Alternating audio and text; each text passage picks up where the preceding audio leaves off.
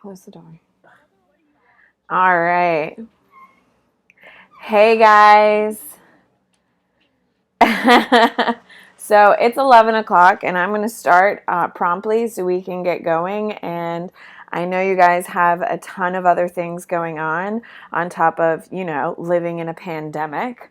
So I hope each and every single one of you and your families are safe and you are all taking this seriously. Of course, you probably have figured out EDSB is not working.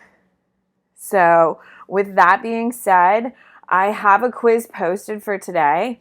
I would just kind of keep going back and looking at it and see if you can log in, because that's what I've been doing.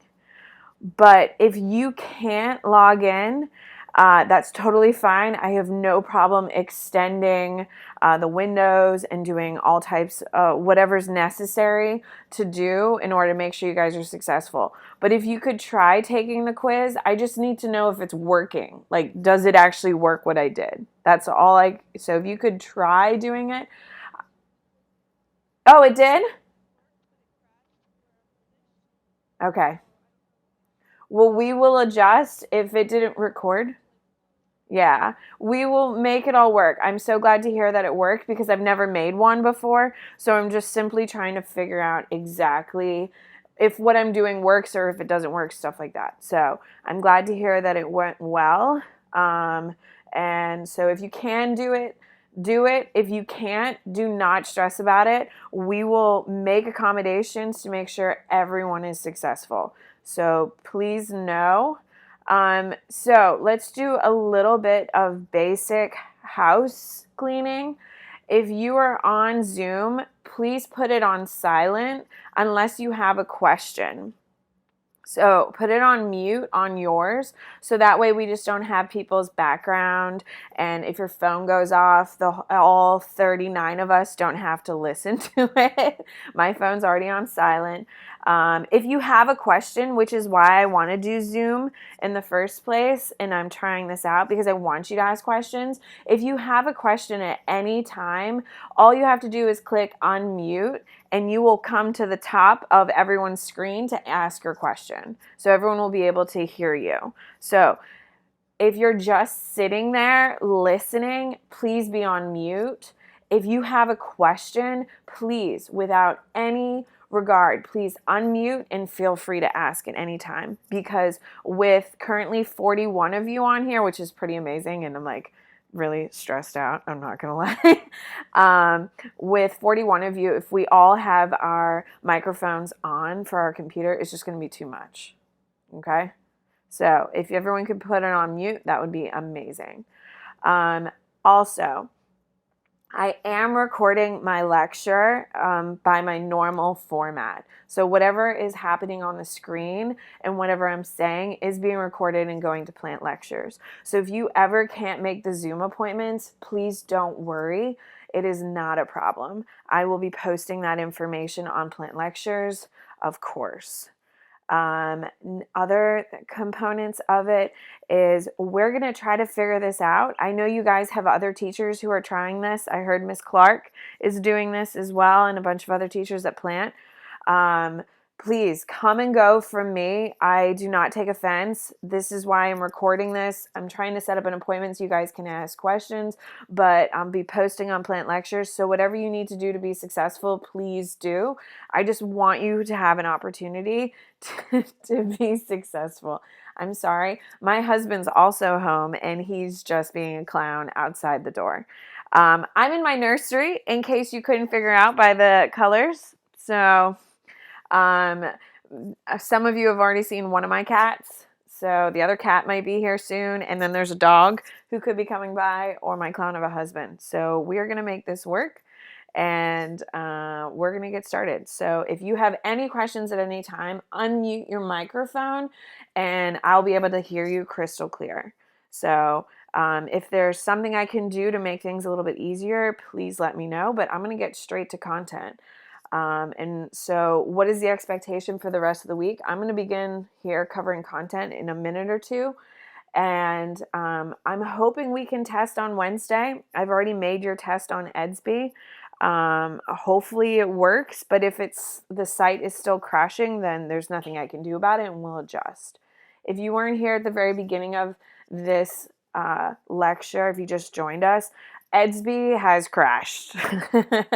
With that being said, do not stress about trying to stress out about getting your vocab quiz. I will extend the windows. If you could try taking it, I'd really appreciate it, because I just need to know if it works. I know a couple of you have already told me you've already gone on and it worked, and I'm so relieved to hear that. But I can't even tell if kids have taken it because I can't log in. So don't stress about Edsby. If it's down, it's down. There's nothing any of us can do, but we're going to try to keep moving. So, all right. This is a lot. Let's begin. Okay. So this week in content, I'm really going to focus on the post-Cold War. So hopefully you have a notebook ready to go. At any point, please, please, please, please, please unmute your microphone and ask me any questions you have. That is the reason why I'm doing Zoom, and I'm not just doing this talking to myself. So please, please, please feel free. All right. So post-Cold War, let's begin in Asia. So at the top of your notes, please write Asia. All right. So home rule for India. India is where we're going to start. India wants their independence. Okay? There are two major people who are leading the movements in India. Does anyone remember who is one of the two who is leading independence movements? Anyone know? Gandhi is one. Okay, as well as Muhammad Ali Jinnah. Do we remember these two men? Okay, Gandhi, just to remind you, Gandhi believes in a united India where both Muslims and Hindus work together and form one unified country. Now, guys, if you're joining us, please put your microphone on mute unless you have a question, and then you are more than welcome to unmute. Now, Muhammad Ali Jinnah, he is a Muslim, and he believes that there should be a two-state policy or a partition state where we have India and the created state of Pakistan. Guys, if you're joining us, please make sure you put your microphone on silent. On mute, please. So, when we're talking about self-rule in India, there's two major theories, one by Gandhi, one by Muhammad Ali Jinnah. So, when we're talking about the Muslim separation, okay, that is about Muhammad Ali Jinnah. And then we have the direct action, which is going to be kind of supporting this whole idea of the two-state. Guys, if you're coming on, please put your microphone on mute, please.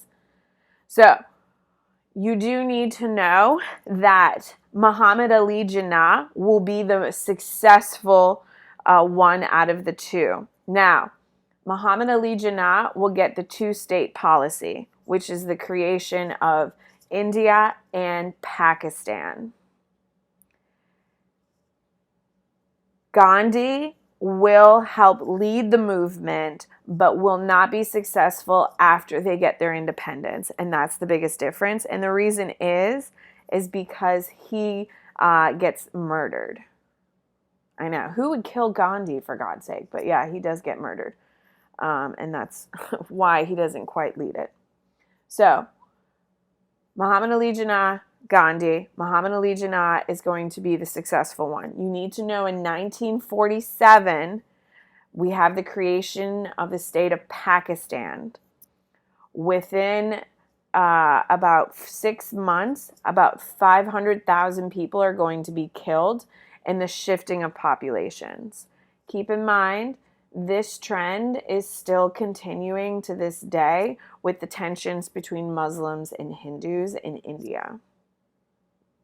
So when we're talking about India and its modern day violence, they're trying to go a third route today in modern day India where it's not based on Hinduism or on Islam, but a mixture of a secular, which isn't going as well. Guys, as soon as you join, put your microphone on mute, please. Unless you have a question, and then please feel free. So that's it for India that you need to know. 1947 is the last big date.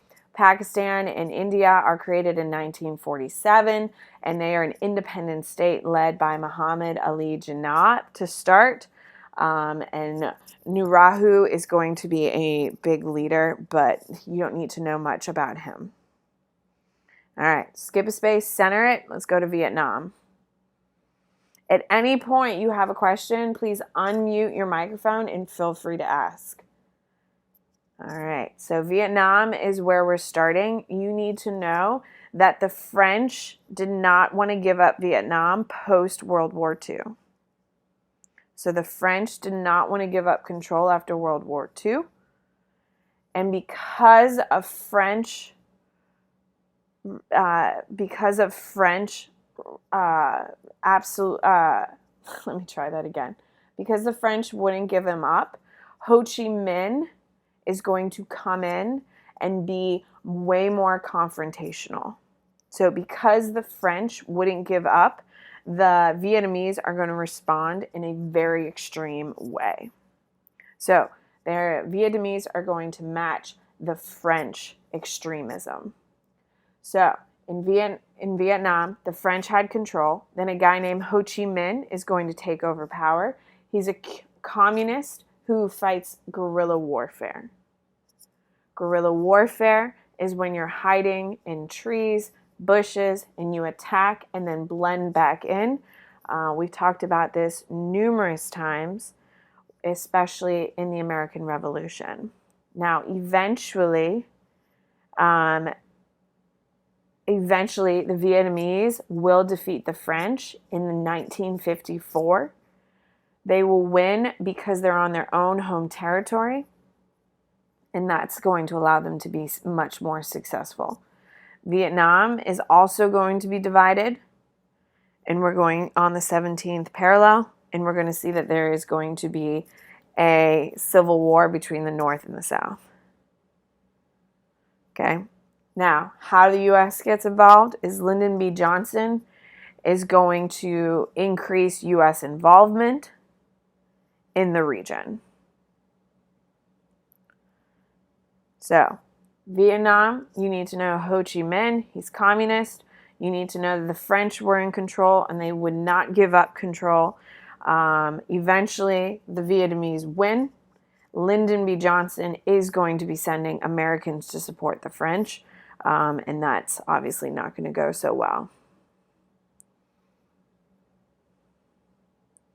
All right, so that's all you need to know about Vietnam. Obviously, we've glazed over a ton of stuff. There's whole classes on Vietnam. You'll have to get more information in one of those.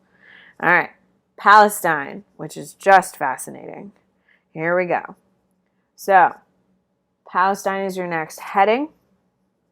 Post-World War II, England, France, and the United States feel guilty about not supporting the Jews during the Holocaust. So in your notes, you need to have Palestine. You need to know England, France, the United States feel guilty about not helping the Jews during the Holocaust. And they vow to give the Jews their homeland back. So the creation of the Jewish state is because England, France, the United States felt guilty about not protecting the Jews during the Holocaust. And so once the war is over, they vow to give them their land back. Now, with that being said, remember that the Jews had their land taken from them in the 600s. So since then, the people of Palestine have been living in this territory since the 600s. So these people in 1947 who have been existing in Palestine are now getting kicked out of Palestine in order to create the state of Israel. And that is the big component here is with the creation of the state of Israel, we're taking land from Palestine, which is very controversial, and you need to come up with your own opinion. Should the land belong to the Jews, because historically it has belonged to the Jews, or should it belong to the Palestinians who have been living there since the Jews were forced out of their land since 600? So it's a huge, very controversial topic that you need to have an opinion with, because even in 2020, it's a huge hot topic going on. Should it exist or should it not exist? Now, with the creation of the State of Israel in 1947, so keep in mind, you have the creation of the State of Israel in 1947. You also have the creation of Pakistan in 1947. So both of those countries were created in the same year, which is kind of convenient for us. Now, with the creation of the State of Israel, we see the Balfour Declaration fully realized. So you need to be making that connection, and that could be your evidence. So the Balfour Declaration, which was created in 1917, saying that Jews should have their homeland. In 1947, 30 years later, we see it fully realized with the creation of the State of Israel. Now, the creation of the State of Israel is obviously going to piss off all of the Palestinians. It's also going to piss off all of the Arab nations in the region. And I would put a big star next to the Israeli state is going to piss off the Palestinians as well as the other Arab nations in the region. Now, why does it upset Arab nations in the region? The reason is because of American influence in the region. So, England, France, and the United States create Israel. We, of course, because we created it using the United Nations, are then going to do everything we can to support it, which means our military, our nuclear power, all of those types of things are now implemented into Israel to protect it. So it creates a new power dynamic in the region. So the creation of the State of Israel is going to create Arab nationalism against the West, which will have huge consequences going forward, which will be the foundation of what we will call terrorism here starting in the 1980s, 1990s, and of course in 2001 with the bombing of our World Trade Center. So we have all of our information about Israel. 1947 creates it creates Arab nationalism. We know that it's going to be created by England, France, and the United States. And those are the big things you need to know about Palestine. When we talk about both Israel and Pakistan, you should be using the word partition. Partition is a word we use to describe the fencing off of a new territory. So when we divided Palestine from Palestine to create Israel, so we carved a part of it out, we partitioned it. So that's the type of language you could see around it.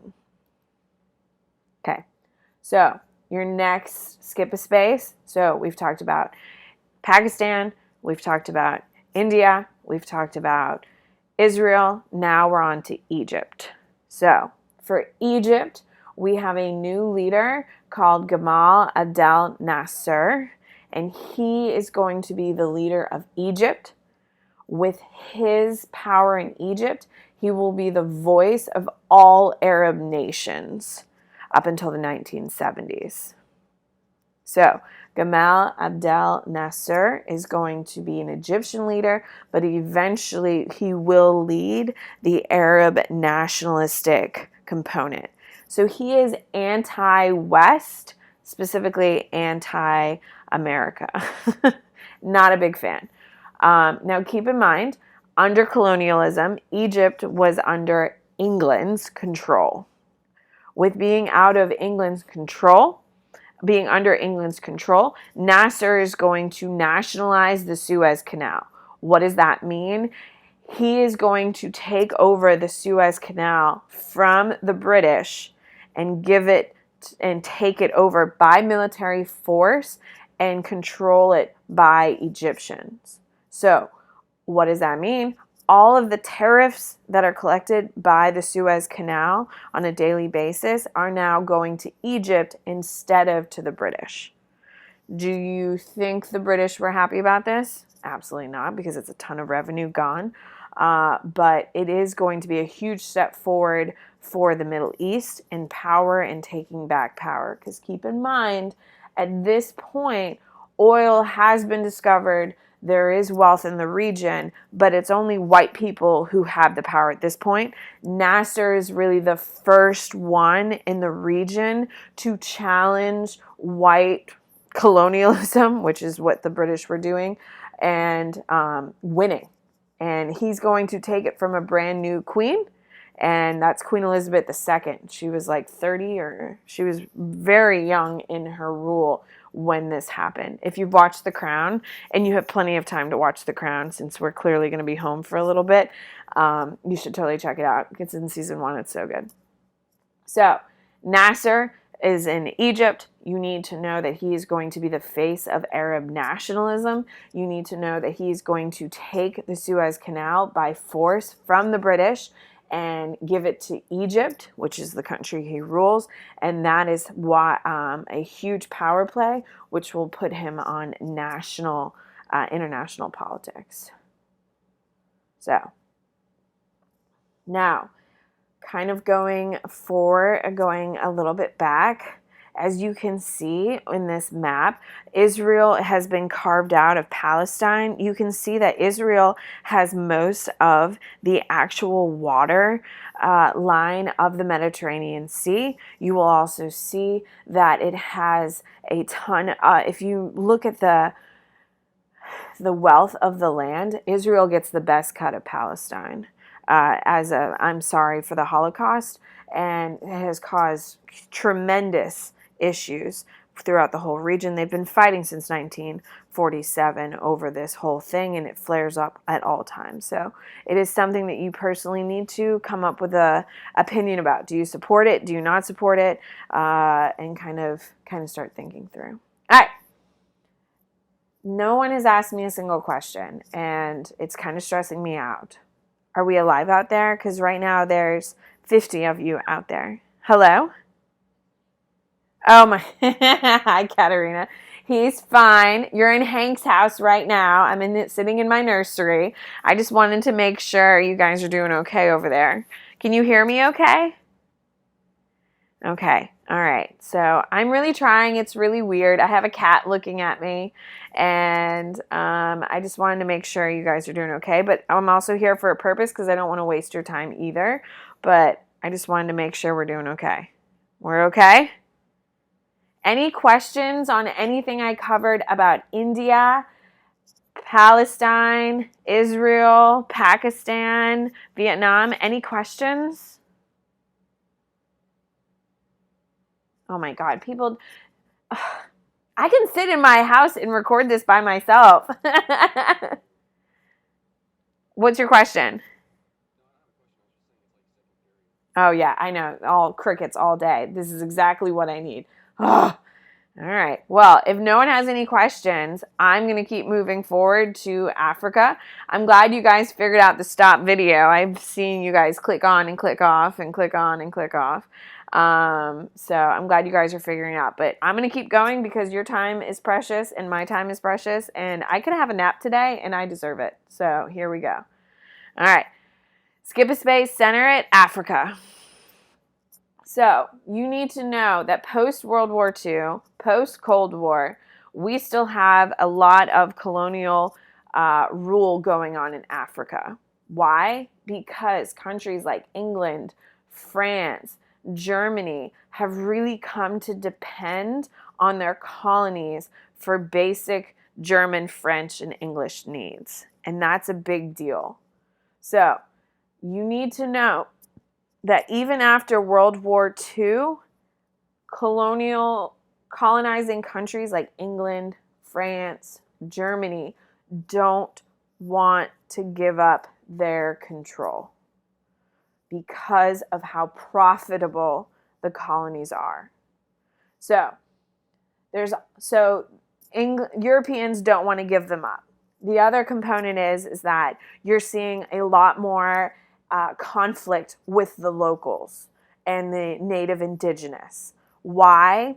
Because of the frustration of being colonized for coming up on almost about 60 years at this point, as well as the exploitation that has come out of it. So we see that the Africans themselves have always, of course, as you know, have always hated colonialism, but have in fact have reached this cutthroat level of frustration. You're also going to see that frustration is going to boil onto other Africans as well. So there's just a lot of violence and a lot of frustration occurring on the continent. So, as a whole, everyone in Africa, the Europeans want to be there. Everyone in Africa, of course, wants them gone, but we're going to focus on France first. You need to know that the French depend on their colonies more than anyone else. And I'd put a big star next to that. So the French depend on their colonies more than anyone else. Okay, that's why they were so reluctant to give up Vietnam, and you're going to see it's going to play a huge role in Algeria as well. So, after World War II, France has 13 colonies beyond its borders. Okay, with that being said, they're going to start losing them slowly and slowly. What you're going to see is the French are going to fight the hardest for Algeria, and you need to know that. So the French really wanted to keep Vietnam, but it is Algeria that the French are going to fight the hardest for. There's two major reasons why the French will fight as long as they do for Algeria is because they have 2 million French citizens living there. So they have a ton of French genuine citizens living there. And it is also where they sell most of their French exports. So Algeria is super important to the French for two reasons. One, they have a huge population living there. The second major reason is because they have so many exports are going there, and they're making so much profit off of it, of course. So what we're going to see is that we're going to have a war, and it's called the Algerian War of Liberation, and you do need to know that.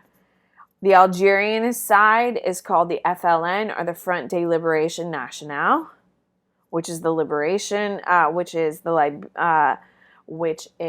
Algerian side versus the French. Okay, so you do need to know that we're going to have a straight up war between the Front de Liberation. You need to know that it is going to start as guerrilla warfare and then turn into an all-out war, which is different than what happened in Vietnam. Keep that in mind. Vietnam the whole time was guerrilla warfare. Algerian war is going to escalate into a full-on soldiers wearing uniforms and fighting for independence. That's how passionate the Algerians are and how passionate the French are to keep Algeria as a colony. Now, you need to know that eventually the war will end in 1962. Okay? Mostly because of how unfavorable it looks with the French. So it's not because the Algerians necessarily win. It is because that the French killing as many Algerians who don't have the weapons, the machines, and who literally will not stop fighting. Their sheer will to die for the cause is what's going to make the French kind of give in to a degree. So keep in mind, the French do not want to give up Algeria, and they're going to really fight for it, but in the end, it's going to be bad PR for the French, which is why they give it up. So, all right. Now, your next heading, skip a space, is going to be Blackness, and it's a social movement. That's... Hi, Arlie. Hi, thank you so much for asking a question. I'm so glad. Thank you, thank you, thank you. What can I help you with, my darling? They do get their independence in 1962, and it's not because, I mean, they definitely earned it. They're going to have thousands, hundreds of thousands of people die, but the French should have won the war. If you're looking at both sides, the French should have won, but it was just like in India. The reason why the Indians got their independence from the British is because it was just a bad PR move on the British. Does that make sense? It's the same type of thing that's happening in Algeria. It's that it just looked terrible, and the whole world was like, seriously, France, like, give it up. Like, this isn't a good look. Does that help, my darling? Thank you so much for asking. Yay! Okay. So Blackness is a social movement that is going to start in the US and spread worldwide. So it is this whole movement of like black is beautiful, and it's going to start in the 1960s here in the United States, and it's going to spread worldwide. And it's this whole idea of like Africanism, where you start seeing, for instance, African Americans naming their children in more African names and wearing reds and yellows and greens, the traditional African flags, and really taking pride and ownership of their historical backgrounds. And this is going to start in the United States and spread worldwide. And it's a reaffirmation of African civilizations and this whole idea that white culture, it's like the counterculture to white culture. And it's going to start in the 1960s with like Black Panthers and all of those types of movements. We still see it. Like, you still see people walking around with, big African continents on their chains and stuff like that. That all actually stems from this blackness, whole beauty, and all of that whole type of movement. Starting in the 1960s, we start seeing black culture and black fashion become really reflective of the native. And even as recently as Black Panther coming out, and that movie, which has really celebrated the different diversity, that would be a continuation of the whole blackness, which you would score points on your AP exam if you made that connection, by the way, because that is actual true. All right, so Ghana is your next location. It is your first sub-Saharan country to gain your independence. And they're going to gain their independence from England. So Algeria is in northern Africa. It is right along the Mediterranean Sea, as you know, because we've done 10,000 maps and we usually label Algeria. But Ghana is the first sub-Saharan country, and it is going to gain its independence from England in 1961. And they are going to declare their independence from the Queen of England, and which is Queen Elizabeth, of course, because she's still alive. She's going to allow them to have their independence because of what happened with Nasser and Egypt. So, with Nasser taking over the Suez Canal and that terrible tension, watching the French fight with the Algerians in such a harsh and terrible way. It is going to kind of scare Queen Elizabeth II into trying to keep all of her colonies. So because of that, she's going to go at it a different way. So England will create a commonwealth, and you should know this. England creates a commonwealth with their former colonies instead of trying to force them to stay like the French. Now, as I've already mentioned, The Crown, which is on Netflix, which you all have plenty of time to watch if you so choose to desire. If you watch The Crown, this is an episode in season 1 when she goes to Ghana and she meets the new king of Ghana and creates the Commonwealth. Now, the Commonwealth is the greatest accomplishment of Queen Elizabeth II's entire existence. Why? And you should know this. The Commonwealth connects economically and loosely politically all former British colonies post-World War II. So, the British benefit economically from still having tight affiliations with these colonies. However, they don't have complete political control like they would if they were straight up colonies. It's not like a ruling, it's more of, hey, it's like a partnership. You know how like we sign treaties with other people? Thank you so much for asking, Katerina. Yes. It is more like a partnership where you are working with people and she's not forcing people in. Because of the success of the Commonwealth, it swelled from like 15 nations now to 42 nations are in the Commonwealth. Like it's her greatest accomplishment, is that transition from being a colonial power to more of an equitable power with these countries that have a mutual benefit.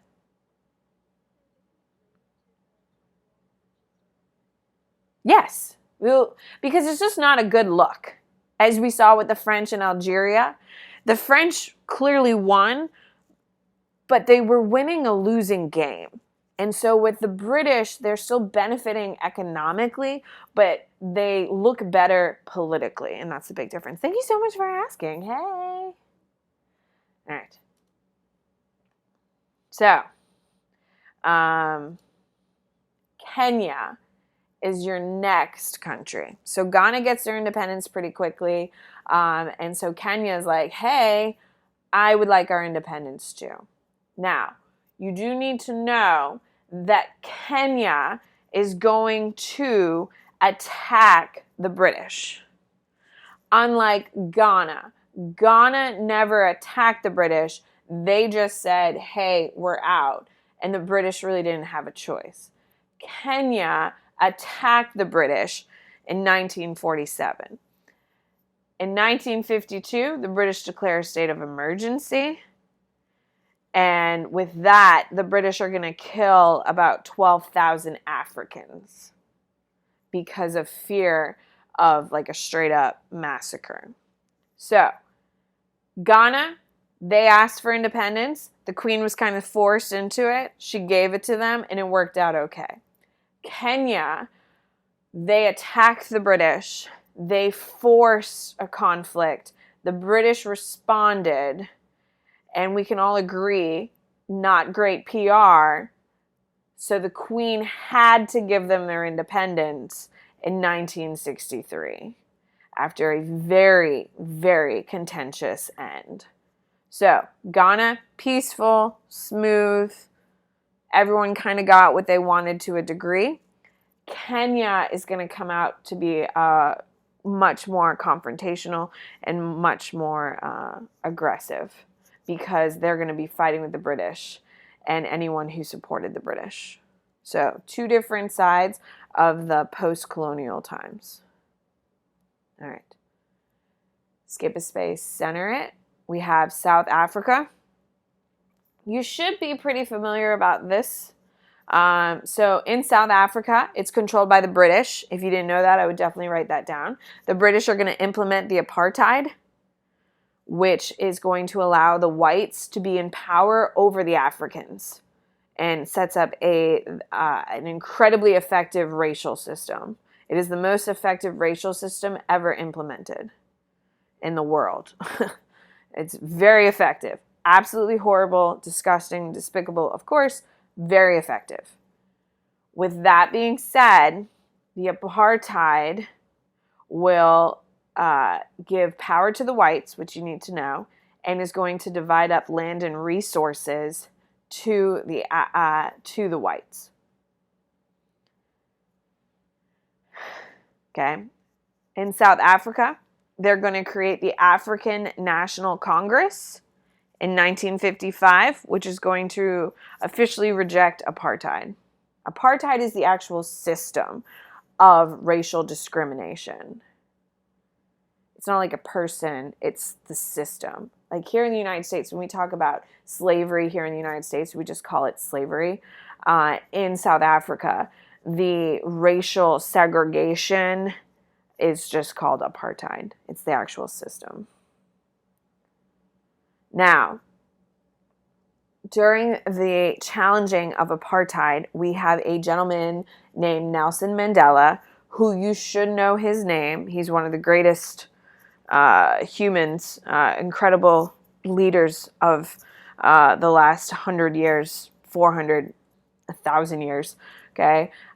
He is going to be the man responsible for breaking down the apartheid. Now, how does he do it? With negative press and negative pressure from the rest of the world, he will then rise into power. So, when he gets elected president in 1990, because of a forced rule change, he will win the favor of white people as well. So, a couple things you need to know. Nelson Mandela will become president in 1994. I'm sorry, I said 1990 earlier. It's 1994 he becomes president. When he becomes president, he does not punish white people, but tries to bring whites and blacks together, and does so incredibly successfully. So, Nelson Mandela is going to be elected president in 1994, and instead of punishing white people, he brings white and blacks together, and it will dismantle the apartheid system. Okay, so because of that, apartheid system will fall, and Nelson Mandela is praised for his willingness and desire to be equitable to both whites and blacks in order to unify the country. All right, skip a space, center it. Unless you have any questions, can I answer anything? I know I'm moving pretty quick, but I'm keeping an eye on the time because I want to make sure we are using our time as effectively. Everyone okay? No, he just died. Yeah, I think he just died, or he's on the brink of death, but I think he just died last year. You can Google it. He's really, really old, but I think he died. Oh, my husband just yelled from the other room, Nelson Mandela has died. I think he died a year or two ago. So there you go. All right. 2013 is what my husband keeps yelling at me from the other room. So here we are. I live in a small house. What can I say? The door's even closed and I can still hear him. All right. Here we go. China. Do we have a question? Oh, the Mandela effect? Oh, the Mandela effect is just kind of once people start treating people with kindness, it kind of evolves and more people are willing to do it. It's a AP Psych term. All right. Chinese communism is where we'll go. So China is where we're going to be. So Right now, we have Mao in power. So Mao is going to be in power where we pick up. Now, you do need to know, with Mao in power, he's going to do the first 5-year plan. Okay? Now, it will be a failure. However, it's modeled after who? Who did a 5-year plan that was incredibly successful? The Russians, and specifically Stalin, does a 5-year plan, and it's successful in Russia. Keep in mind that Mao and the Soviets are working together, so he tries implementing a 5-year plan, and it is not successful. So he tries again in what we call the Great Leap Forward. The Great Leap Forward is an attempt to stimulate economics as well as to change the Chinese culture. It is not successful horribly. It is a complete and epic failure. The Great Leap Forward will cause a massive famine in China and kill hundreds of millions of people. Oops! So, first 5-year plan by Mao is a failure. Great Leap Forward by Mao is a complete failure. Then Mao will do the Great Proletarian Cultural Revolution, and that is somewhat successful. Okay, the Cultural Revolution is somewhat successful and lays a okay foundation for China going forward. Now, under Mao, they are not going to be economically benefiting from practically any of it. However, the Cultural Revolution is the most effective out of his major policies. Still not great. Nothing you'd really want to be a part, nothing you definitely don't want to be a part of, but the Cultural Revolution is somewhat successful. Now, Deng Xiaoping is going to come into power in 1981. You do need to know his name. And he is going to make Maoism less communist, more capitalistic. With that being said, it's him who is going to start making China profitable. Okay, so when we think about China today in 2020, we think of them as an economic powerhouse. It is his leadership towards a more capitalistic. He creates essentially the foundation of China, which is more of a communist government and a capitalistic economy. So it is a hybrid between the two. This hybrid of capitalism as the economy and communism as the government structure is designed by him, which will eventually make China incredibly successful and starts this whole economic control. You do need to know that there are Tiananmen Square protests against Deng Xiaoping, and they are going to be mercilessly subdued. So their economy is going to be more capitalistic. However, their government is communistic. Under their communistic government, they are anti-democracy, which makes sense. You can't be democratic and communist. And because of that, you may have seen the tanks rolling over and killing citizens. Tiananmen Square protests, yes? Yeah, maybe? Okay. And that's in 1989. All right. I only have a little bit left, I promise, and then we're going to be done here very quickly. All right.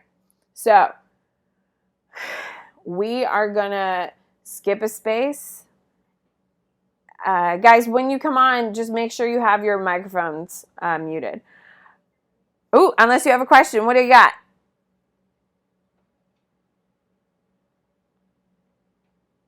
Make sure your microphones are on mute, guys, unless you have a question. And if you have a question, I'm more than happy to do it. So, skipping a space, center it, India. You need to know that they are going to have some democracy. Okay, they are voting, they are electing, and it is going to flourish, okay, under Indira Gandhi. Okay, now Indira Gandhi is also going to be your first female world leader ever, ladies and gentlemen. And it happened in India, which happens to be one of the most anti-women place in the world. So how ironic. Here we are in 2020 in the United States, and we still haven't had one. So here we are. You need to know that Indira Gandhi is the first female democratic leader elected by the people. You need to know that she creates the Green Revolution, which is a huge deal. The Green Revolution, you need to put a star next to it, is the use of chemicals and pesticides to increase agricultural yields. Okay, so what that is that we're using pesticides, chemicals, whatever it takes to get more food from the land. Because of that, we're going to have a huge population intake, which is one of the big problems India is dealing with today, is that their population is humongous. So because their population is going to swell because of the Green Revolution, we're going to start seeing how we're going to start seeing forced sterilization in order to kind of control it. So, Indian democracy, we're going to have our first female elected into power, Indira Gandhi. You need to know she starts the Green Revolution, which is using pesticides and chemicals in order to grow food. And you need to know because the population is going to swell, India is going to start doing some forced sterilization in order to to limit the population. All right, skip a space, center it. Islamism, which yes, it is a term. Islamism is occurring in the Middle East, and it is the frustration with the West due to American, British, and French involvement in the Middle East. So, Islamism is a term used by Arab nations due to the frustration of American, French, and U.S. involvement in the Middle East. Now, this is really going to start due to the mandate system, which is post-World War I.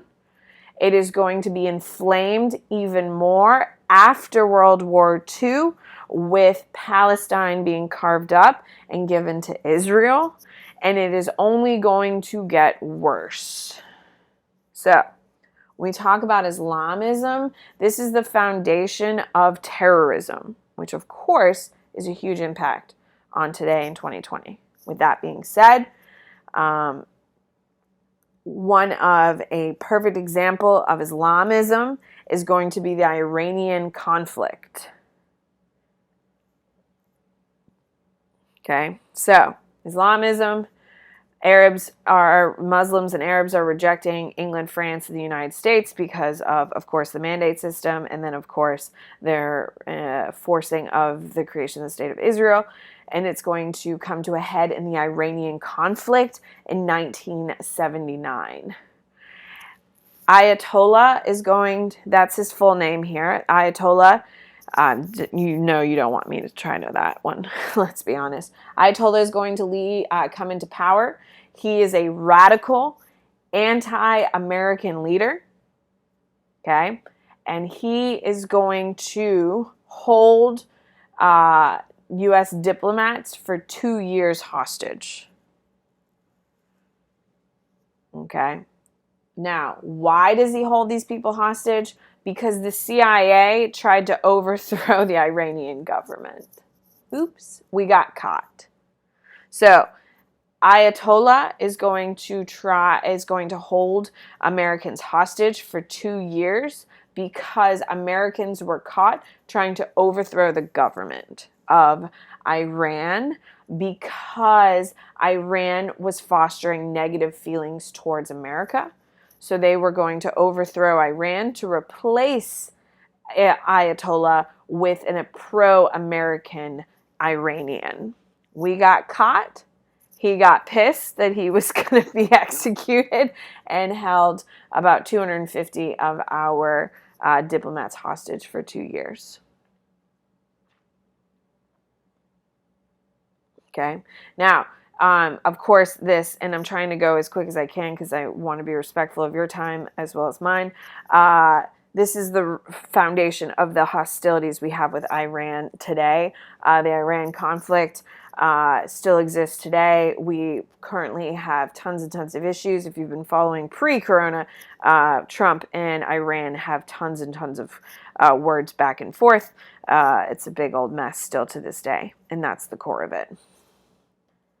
All right. So Iraq is our next country. Iraq is going to also be anti-American. So we bring in a guy named Saddam Hussein, who is pro-America, and try to get him to overthrow the Iraq government. So Iran turns anti-American. Then we find a guy named Saddam Hussein who's pro-American, who says, hey, if you help me, I'll overthrow Iraq, and I'm friendly, so I'll help you. So what we do is we give Saddam Hussein weapons, tanks, guns, so he goes into Iran and attacks Iran. Well, that doesn't go well. He can't beat Iran, so then Hussein turns around and attacks Iraq. So, a man the United States has armed, gave weapons to, and has supported, has attacked Iraq, has attacked Iran, failed to take Iran, so Iran is now even more pissed at us. Then Saddam Hussein, who we have wielded power, given guns, weapons to, has turned and now has attacked another country called Kuwait. So, at this point, the United States has 2 conflicts on its hands because of Saddam Hussein. One in Iran, because he invaded Iran and it failed. Then he attacks Kuwait, and he's currently occupying Kuwait. So because of that, the United States has to declare the Gulf War, and the United States goes in to defeat Saddam Hussein, who they gave all the weapons, the guns, and the power to. So if you're seeing like, hey, this doesn't make much sense, the United States has done all of this. Yes, we did. So Saddam Hussein, hired by the United States to invade Iran. He fails in Iran, so he decides to invade Kuwait. Goes to Kuwait and gets kicked out by the United States and goes back to Iraq. Now, as we know, we're eventually going to invade Iraq because Saddam is going to continue to foster anti-American sentiment. All right. I think we're okay there. We don't need that. Latin America. So skip a space, center it. We've got 2 slides and then we're good to go within an hour. Here we go. Skip a space, center it, Latin America. You need to know that Mexico is going to flirt with communism but fail. Flirts with communism but fails. Argentina is going to embrace communism, but put it in quotes because it's not really communism, under Juan Perón, whose name is right here for you. Juan Perón is a communist. He's not, but he uses it to come into power. You need to know that Reagan is going to support any leader in a country who is not communist. So the United States is funneling money into places like Argentina and Mexico to oppose communism. How do you think that's going to work out for us? Well or not well? Not well. But we'll get to that tomorrow. All right. All right. So, ladies and gentlemen, that is my lecture for today.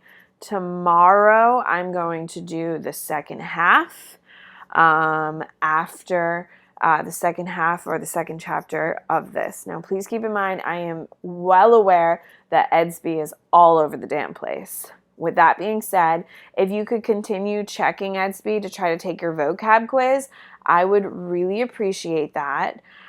If you can't get in to take your vocab quiz today, I'm more than happy to modify and open the window so you guys can be successful. Like, this is not supposed to be a punishment or anything like that. I'm simply trying to get us going here. And I am excited to say I don't know what I'm doing at the moment, and I don't know how to work this screen, but here we are. With that being said, we are going to be done for the day. So I don't know what I'm doing. I hope this went well. Please send me your feedback. If you're not following me on Instagram, my handle is Mrs. Bennett Plant. I'll be posting information because EDSB's being unreliable. So I hope this helps. Let me know if you liked it or didn't like it today. If you have any feedback for me, I'd really appreciate it. I've been recording this, and I'll be posting that on Plant Lectures here in a few minutes. So anyway, please take care of yourself. Wash your damn hands, please. And it's so nice seeing your faces. So I really appreciate it. I don't know what I'm doing, and I hope this worked out. I don't know. I'm really trying. So thank you for being here. Have a great day. Maybe take a nap. Bye. Oh, I'm still here. I'm still here, and I don't know what I'm doing. Oh, my God. End meeting. End meeting for all. Yes. That is real stress.